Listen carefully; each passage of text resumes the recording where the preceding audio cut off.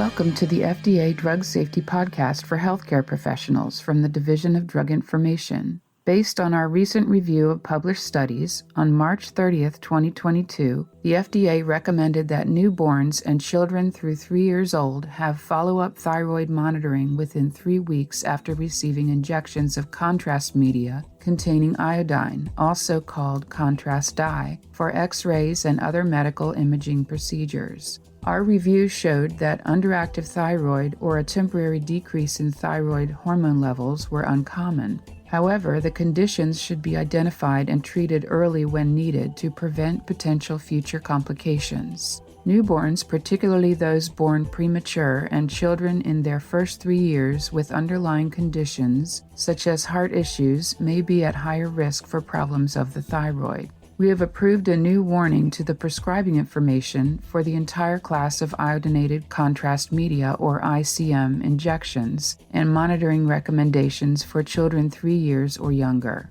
The warning describes the risk of underactive thyroid or a temporary decrease in thyroid hormone levels. These risks and recommendations pertain to ICM given as an injection through an artery or vein. Healthcare professionals should perform appropriate monitoring of patients from birth through 3 years for the possibility of hypothyroidism or a temporary decrease in thyroid hormone levels following exposure to ICM. Consider evaluating thyroid function within 3 weeks, especially in term and preterm neonates and children with some underlying conditions. If thyroid dysfunction is detected, treat and monitor thyroid function as clinically needed to avoid future cognitive and other developmental disabilities. Certain pediatric patients are at an increased risk, including those who are newborns or have very low birth weight, prematurity, or the presence of cardiac or other conditions such as those requiring care in neonatal or pediatric intensive care units.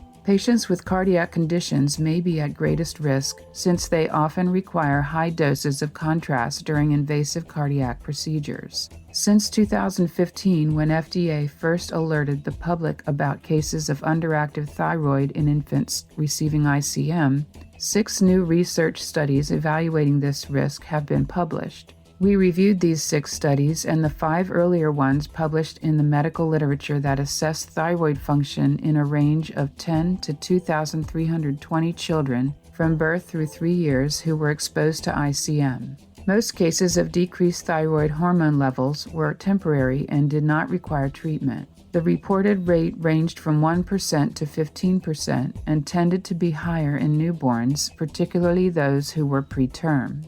Patients with cardiac conditions were at greatest risk since they often require high doses of contrast during invasive cardiac procedures, such as catheterization and computed tomography. The time from ICM exposure to diagnosis ranged between 8.5 and 138 days, with most occurring within 3 weeks in some of the publications. In 2015, we required the manufacturers of ICM products to conduct a study to investigate this safety issue further. However, we have concluded, based on our review of the published studies, that there is compelling evidence of a significant risk for underactive thyroid or a temporary decrease in thyroid hormone levels in newborns and children through 3 years after exposure to ICM. Therefore, the study by the manufacturers is no longer needed. Side effects involving ICM and other medicines should be reported to FDA's MedWatch reporting program at fda.gov/medwatch. A link to the full communication detailing specific information for healthcare professionals can be found at fda.gov/drug safety communications. If you have drug questions, you can reach us at druginfo@fda.hhs.gov and follow us on Twitter @FDA Drug Info.